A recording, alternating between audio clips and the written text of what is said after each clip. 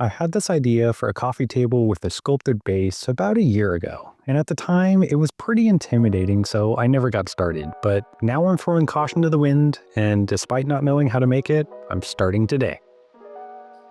So I bought this fairly inexpensive slab for this project, and it was inexpensive because it has a few flaws, which I'll get to in a second. But initially my idea for this was I was just going to cut off the ends and use those offcuts to create the base. Unfortunately, on one end, there's a deep chainsaw cut, and I couldn't use it.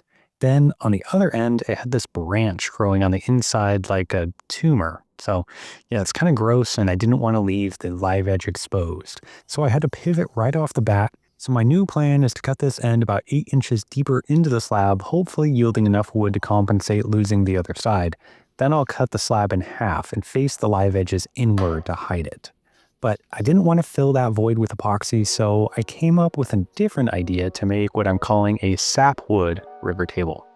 So the first step is to start cutting the slab down. So since you're watching this video, I'm going to assume a few things. First, I'm going to assume you've seen other videos where people are taking big old slabs of walnut and turning it into a table. And I'm also going to assume you have an interest in woodworking, whether you do it yourself or you enjoy seeing the craft. And I'm also going to assume you've heard lots of tips from people telling you all the things you need to know when making the slab table. So now I'm going to tell you some more tips, but these are things that no one really talks about. And the first one is slabs suck. They are way harder to work with than dimensional lumber, mostly because of their size. Normally, when you're working with 1 or 2 inch thick boards, your saw doesn't have to work so hard. But when you're cutting an over 3 inch thick slab, it takes a lot of passes, it creates a lot of burning, and you can't get all the way through with a circular saw. So you have to flip the whole thing over and cut from the bottom. Which brings me to my second point. Slabs are extremely heavy. This moderately sized slab is 62 board feet and it weighs around 200 pounds, making some operations simply impossible to do. And that's why the first thing you want to do with a slab is to cut off as much material as you can to make it easier to move around, which is why I'm knocking the ends off now. As for my upper tips, well, I'll sprinkle them in throughout the video, with number 3 coming pretty soon, so you don't have to wait too long. And it's a less commonly talked about one, but it's really important. But first, I need to cut off this bad end of the slab, which is actually a shame because it's the top of the tree where there was a crotch and there's some really cool grain going on there right in the middle.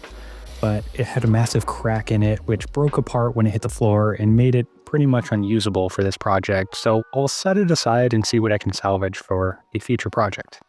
And since I don't want the second side to break in half like that, I'm adding some supports underneath the slab in the offcut so it holds it up after it's released and cut all the way through.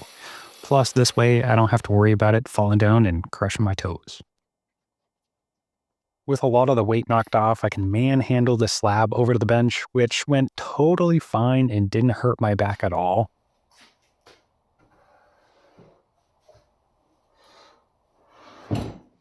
So I'm aiming here for roughly halfway across the slab, but that's not really important. What's important is making sure I cut this at 90 degrees to the ends.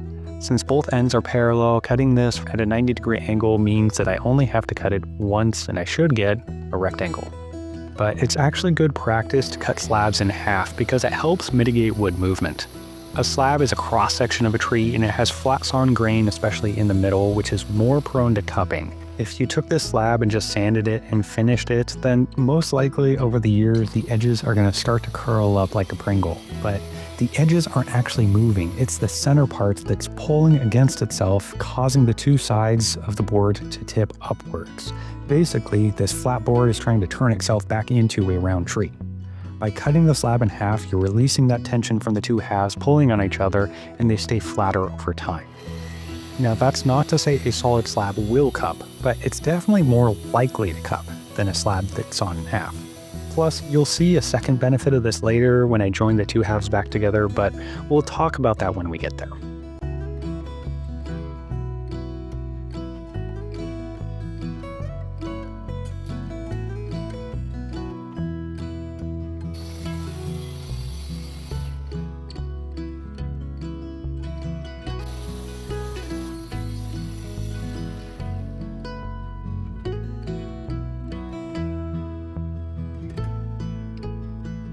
Now that the slab is in 3 manageable chunks, it's a good time to clean up the live edge. So the bark actually looks kind of cool, and you might be tempted to leave it on, but that would be a mistake. Unfortunately, the way bark is connected to wood isn't the same way that wood is connected to itself, so it's actually pretty weak, which is why you can tear bark off a live tree with your bare hands, but you can't tear a log in half, unless of course you're Captain America.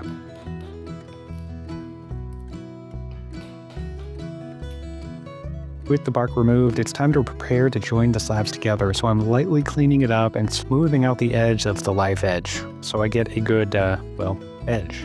See, what I'm going to do is create a Sapwood River table, where the sapwood will be like the epoxy running in the center of the table, but instead of, epoxy, it's going to be sapwood. And to do that, I need a good edge I can trace onto a piece of plywood so I can create a live edge template which I can use to cut out the other side. So if that didn't make sense, what I'm doing is replicating the live edge into this piece of plywood, and then I'm going to use a router to cut the same line in both sides of the slabs so that they match and fit together, kind of like a puzzle piece. And since I just told you what I'm going to do, well, I'm going to segue into a story. And trust me, it's completely relevant.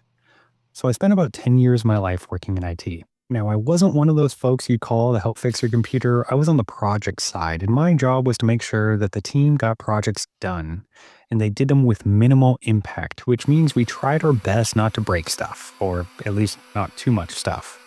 And when we did break it, well, we did our best to fix it as fast as we can. But the weird part about that was the reward structure. And I'm not talking about those pizza parties once a month. I'm talking about the way upper management viewed us workers.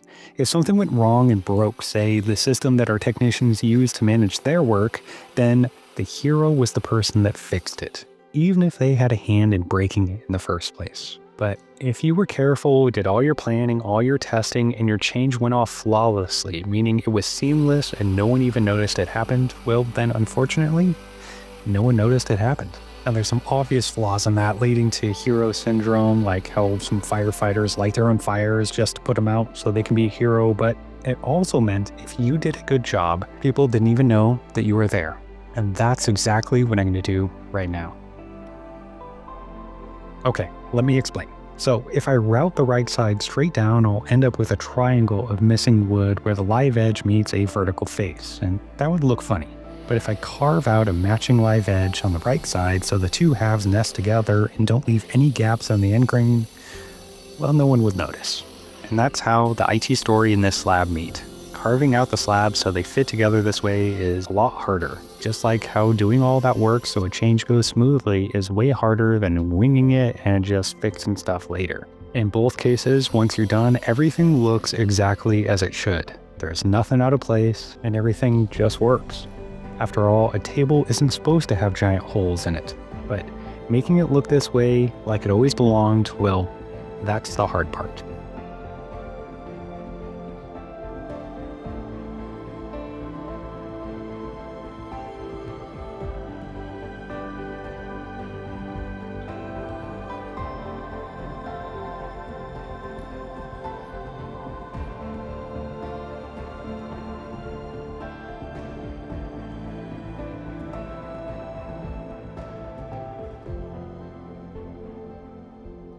There are probably dozens of different ways you can put these two pieces of wood together, but this is one you likely haven't seen before.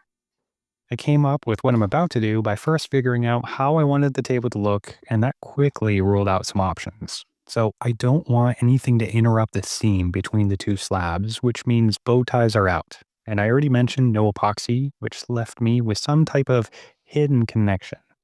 I thought about doing dowels, but that was going to be pretty challenging since joining two non-flat seams together with dowels or dominoes and trying to get all of that to line up was going to be a pretty big headache. So I ended up with something I'm calling support sticks. The first step is to route some groove under the slab, which I'll fill with wood. I did consider making these bow tie shaped, but that was another headache that I just didn't want to have. So I opted for a straightforward option, which was way less work and ended up being surprisingly strong. Plus, they'll become a perfect location to mount the bases too when those are all done. While I square off the corners and get ready to glue in the support sticks, let's go back to the tips from earlier. I mentioned wood movement, and technically, I'm about to glue these sticks across the slab, which is going to constrict their ability to move, but that's not exactly true. Technically, each half of this slab will expand by about a quarter inch, but I'm gluing these sticks into the quarter sawn portions of the slab, which is where the grain goes perpendicular to the face of the wood and the movement actually shifts here. Now, it still happens, but it's far less and actually goes more up and down instead of side to side, which means these sticks aren't actually going to constrict wood movement very much at all. And the plain sawn ends, well, those can still move freely as they please. So, all in all, this top should remain pretty flat, at least in theory, but who knows? Really, no one except for future Keaton. So, ask me in a few years and I'll let you know if that theory held up.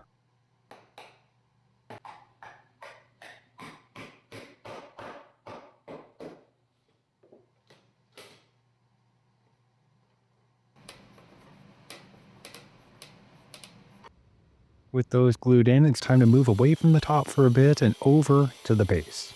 The first thing I need to do is take this offcut and establish a nice clean edge so I can bring it over to the table saw and start ripping it down into strips. And at this point, I have a confession I have to make. I didn't use just this one offcut. Actually, I had a second offcut from a previous slab table I made a couple years back, and I ended up using it too. And it's not because I didn't have enough wood in this. Technically, there was enough volume of wood, but the problem I faced is a common problem with slabs, and that is checking. If you aren't familiar, a check is a crack in the wood which is usually caused as part of the drying process, and it often happens near the ends of boards. Unfortunately, the wider and thicker the board is, the more likely it is to check, and the deeper into the board the check will run, which means slabs in particular are prone to checking, and unfortunately this offcut had quite a bit of it since, well, it was at the end of the board, which means there's a lot of waste that I'm going to have to get rid of. So sometimes you can't tell that there are checks, sometimes you can, but often it's easier after milling. So I'm running everything through the planer, and then I'm going to go over and sort through all of my boards, figure out which ones are going to be used, which ones need to be cut down, and which ones need to be thrown away.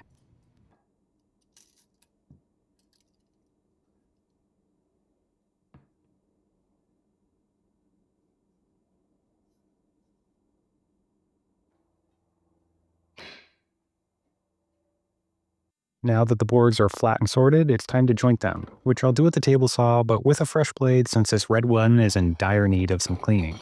And yes, I said joint at the table saw. It's possible to cut a straight edge with a table saw alone as long as your boards are short enough to maintain contact with the fence before it enters the cut and after it exits. Now, I usually add some security of extending the fence using a level or something like that, but these boards were already pretty straight, so it worked fine just like this.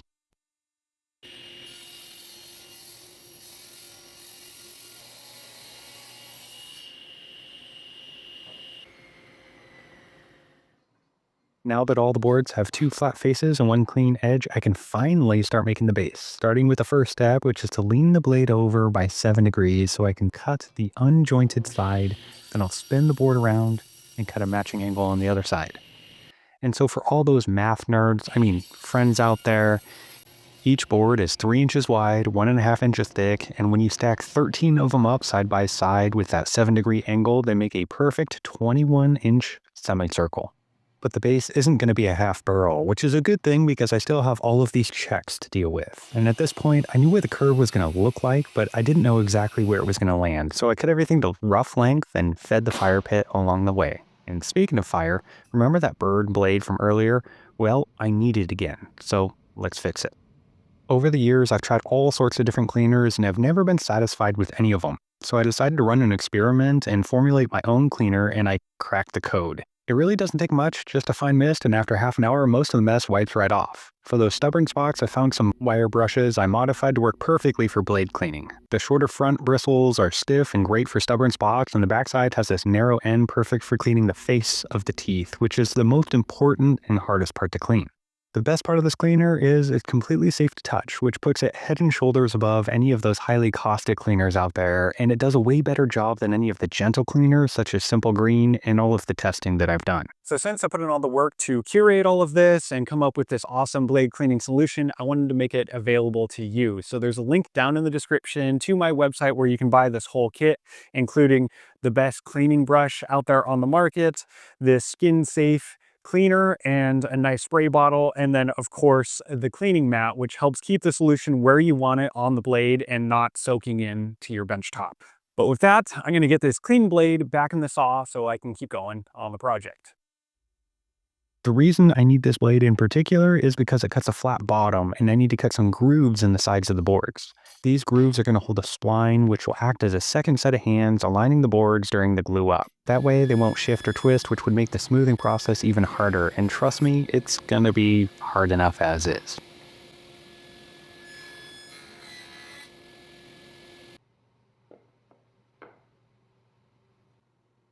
Alright, now I have a tip for pretty much any woodworking project. When you have a complicated glue up, try to break it down into smaller glue ups, which is exactly what I'm doing here. I'm gluing just 2 pieces together so I can concentrate on just one glue joint rather than trying to get all 12 of them together all at once, which would make my life a nightmare.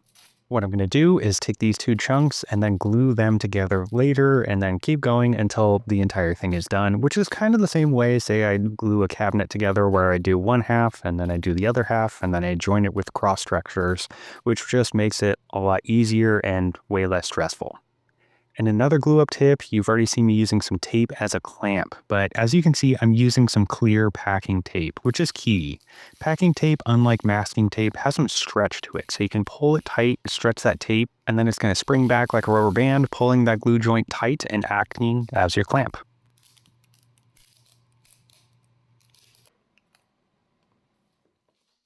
All right, we finally made it to a turning point in the project where we're out of the building stage and into the detailed stage where the whole thing starts to really come together. And there's 2 things that make me excited about that. 1, we're getting close to done, and 2, I'm just about done using all the power tools.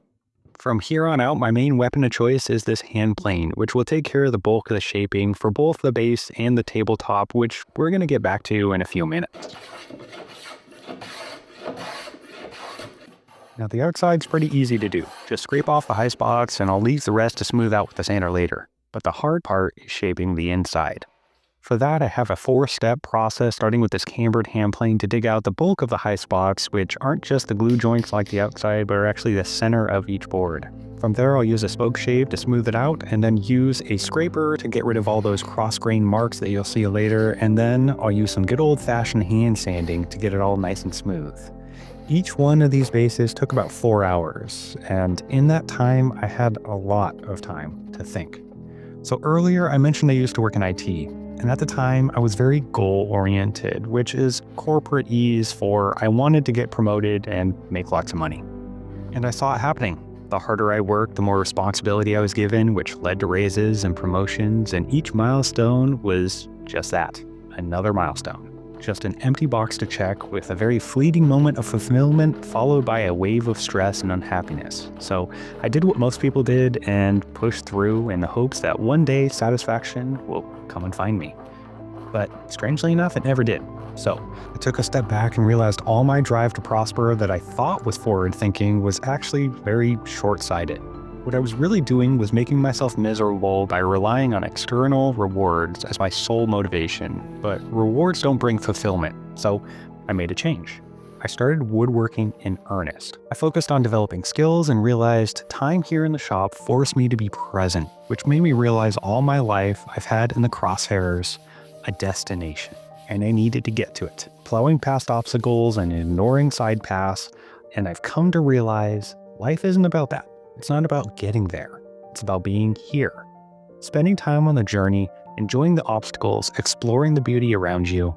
And that's what I've been searching for all along.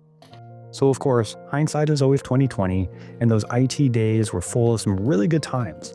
I built friendships, I learned skills, I overcame many challenges, but I never appreciated it. So now I'm actively appreciating my life as it is. And that's why I've been using more and more hand tools because they keep me grounded in the moment. But at the moment, I'm going to use a power tool to cut the curves of the sides of the space. So anyways, I've rambled on enough, but I truly appreciate you watching and listening. And if you have a similar story, or maybe you're caught up in the destination seeking and looking for a way out, well, leave me a comment down below. I'd love to listen, and I'll do my best to offer up some advice that I hope helps you. But back to the build where the curves are cut but need to be smoothed out, which I'm doing largely with a rasp plane to quickly take down the high spots, and I'll follow all that up with a spoke shave to refine the edge. And I know I've been throwing a lot of tools at you, many of which you probably don't have or maybe don't even know what they are. So what I'm going to do is start posting more on my Patreon, starting with some tool breakdowns, sharing what these tools are, how to use them, how to maintain them. So if you're interested in that, then head over to Patreon and sign up there. As always, there's a link in the description to my Patreon site. But now we have some checks rearing their awful head again. Unfortunately, I cut into a few, exposing them, but a little glue and some sanding dust, and they should disappear. Well, not disappear, but at least be less in your face. So now that the bases are done, it's time to head back to the slab. Okay, confession time. It's not actually how it happened in reality. But for the video, it made more sense to show it this way. In reality, I spent multiple days doing those base glue ups. So while I waited for glue to dry, I was working on the slab. And unfortunately, the slab glue up introduced a problem. So I was always intending to have a slight gap in between the two boards on the top. That way, if my routing wasn't perfect, it wouldn't be too noticeable. But what I didn't anticipate is having one side thicker than the other. When I bought this slab, it was already planed, which saved me a lot of time and some money. But it also meant it wasn't necessarily flat. Now, I did check it earlier, and the slab was pretty much flat within about a 16th across itself. But what I didn't check for was the thickness from edge to edge, which was actually a little bit off.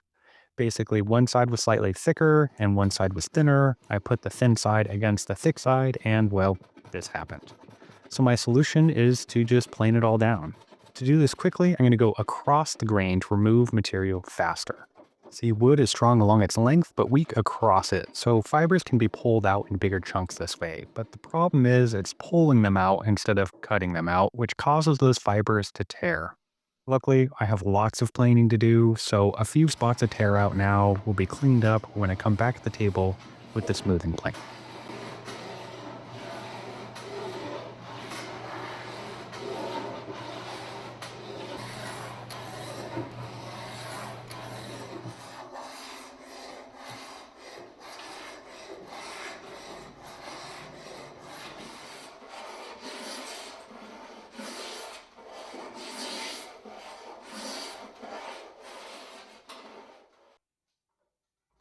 All that hand planing left a nice, flat, smooth surface, so it's ready for sanding. But first, the edges need some work.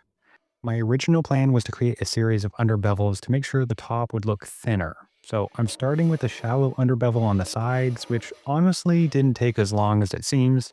And then my plan was to cut in a steep underbevel on the ends. But And I don't think that's gonna match. So what I'm gonna change it to is I'm gonna start to round this instead of creating a flat face. And that means I'm gonna have to come back on the sides and do a little bit of a rounding there, get it all back to match. That way I get kind of like a rounded underbelly on the tabletop. I'll do a round over on the top. I might round the corners off. I haven't decided on that yet.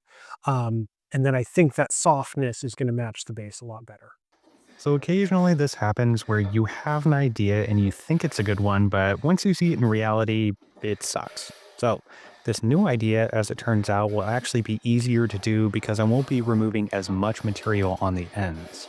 I do need to rework the edges a little bit, but it won't be too bad, and I already have the plane sharp and tuned anyway.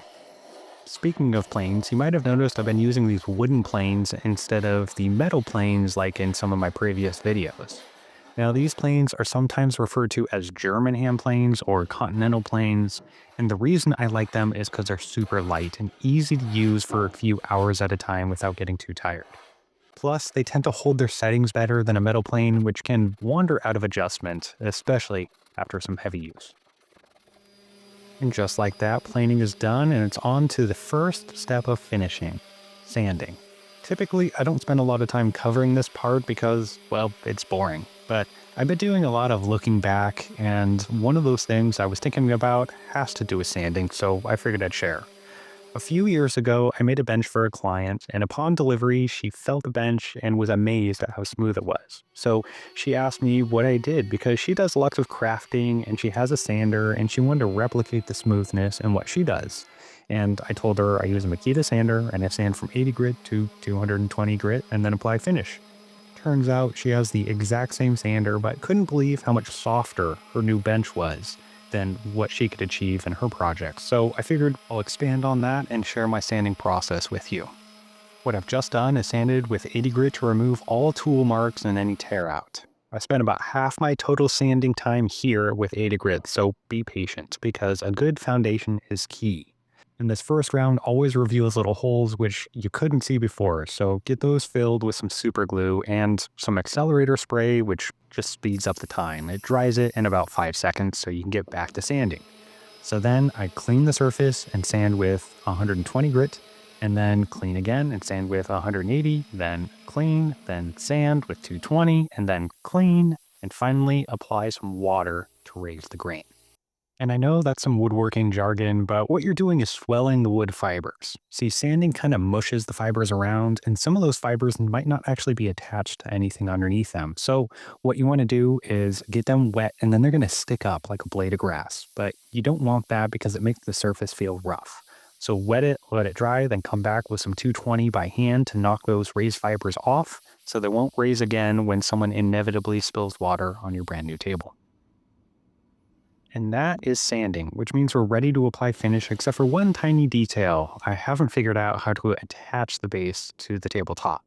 So what I'm doing here is creating a mortise in the base so I can insert a plug which I can send a screw through into the cross member of the tabletop. And to hold the front parts, I'm going to add some screws which will sit in some keyholes in the underside of the table.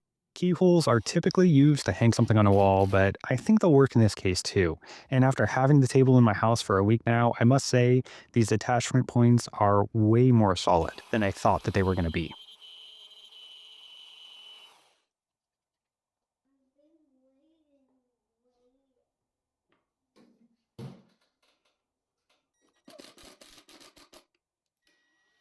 Now that the table is together, it's time to take it apart and put finish on. And for the finish, I'm using Natura One Coat, which is a hard wax oil, and I've used it a few times before, and I truly love this stuff. It comes in two parts with an oil and an accelerator, which cures the finish in about 5 days. Now I'm going to apply it with a Brillo pad because I find it helps push the finish down into the pores of the wood, and once the entire surface is coated, you just buff off the excess and you're done. It's super easy to apply, and to me, Natura is a better option for hard wax oils than others out there because it provides a little bit better protection and at about half the cost of competitors like Rubio Monocoat. So if you want to try some of this finish, there's a link to it down in the description. And with that, this marks the end of a journey, which started with an idea that just had to be made. And while seeing that idea turn into reality is sweet, what I'll appreciate every time I see this table isn't the object. It's the effort that went into making each detail look like it was always meant to be there.